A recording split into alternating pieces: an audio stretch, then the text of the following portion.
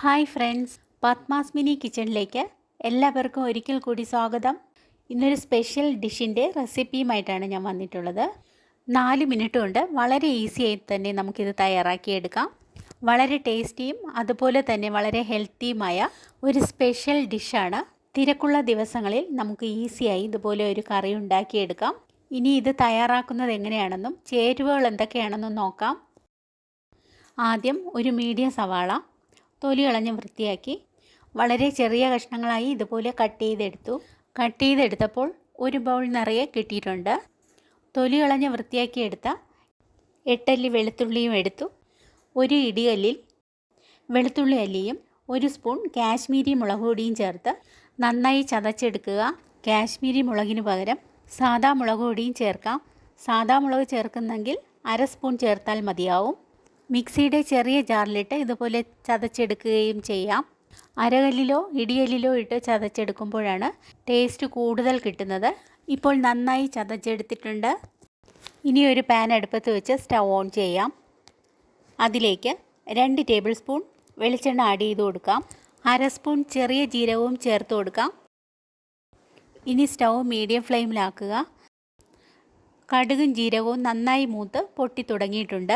ഇനി അതിലേക്ക് കട്ട് ചെയ്തെടുത്ത സവാള ആഡ് ചെയ്ത് നന്നായി ഇളക്കി യോജിപ്പിച്ച് കൊടുക്കാം. സവാള നന്നായി വഴറ്റിയെടുക്കേണ്ട ആവശ്യമില്ല, ചെറുതായി ഒന്ന് വാട്ടിയെടുത്താൽ മതിയാവും. ഇതിലേക്ക് 1/2 സ്പൂൺ ഉപ്പ് ചേർത്ത് നന്നായി ഇളക്കി യോജിപ്പിച്ച് കൊടുക്കാം.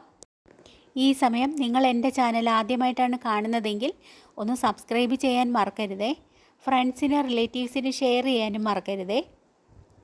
ഇനി സബ്സ്ക്രൈബ് ചെയ്യാത്തവരുണ്ടെങ്കിൽ ഒന്ന് സബ്സ്ക്രൈബ് ചെയ്യണേ. സവാള കളറൊക്കെ മാറി ചെറുതായി ഒന്ന് വാടിയിട്ടുണ്ട്.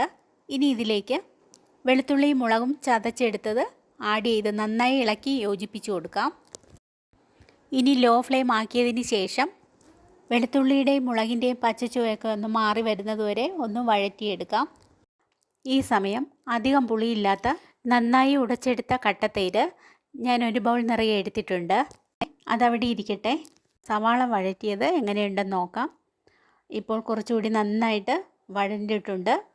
വെളുത്തുള്ളിയുടെയും മുളകിൻ്റെയും പച്ചച്ചുവയൊക്കെ ഒന്ന് മാറിയിട്ടുണ്ട്. ഇനി ഇതിലേക്ക് ഉടച്ചെടുത്ത കട്ടത്തൈര് ആഡ് ചെയ്ത് നന്നായി ഇളക്കി യോജിപ്പിച്ച് കൊടുക്കാം.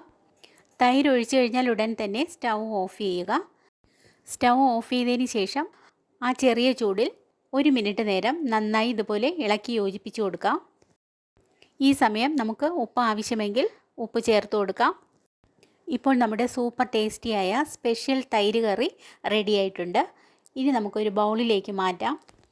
ഈ കറി ഉണ്ടെങ്കിൽ ചോറിന് വേറെ കറികളൊന്നും വേണ്ട. അത്രയ്ക്ക് നല്ല അടിപൊളി ടേസ്റ്റാണ്. കുട്ടികൾക്കും മുതിർന്നവർക്കും ഒക്കെ ഇഷ്ടമാകുന്ന കറി തന്നെയായിരിക്കും ഇത്. നിങ്ങളുടെ തിരക്കിട്ട ദിവസങ്ങളിൽ വളരെ പെട്ടെന്ന് തയ്യാറാക്കിയെടുക്കാവുന്ന ഒരു സൂപ്പർ കറിയാണ്. ഈ ചൂട് സമയത്ത് മനസ്സിനും ശരീരത്തിനും കുളിർമ നൽകുന്ന വളരെ ഹെൽത്തിയായ സൂപ്പർ ഡിഷാണ്. ഞാൻ എത്ര പെട്ടെന്നാണിത് തയ്യാറാക്കി എടുത്തതെന്ന് കണ്ടല്ലോ. നിങ്ങൾ ഇതുപോലെ തന്നെ ഉണ്ടാക്കി നോക്കുകയും ഫീഡ്ബാക്ക് അറിയിക്കുകയും ചെയ്യണേ. എൻ്റെ ഈ റെസിപ്പി നിങ്ങൾക്ക് ഇഷ്ടമായെങ്കിൽ സബ്സ്ക്രൈബ്, ഷെയർ, ലൈക്ക്, കമൻറ്റ് എന്നിവ ചെയ്യണേ. ബെൽ ബട്ടൺ കൂടി ക്ലിക്ക് ചെയ്യണേ.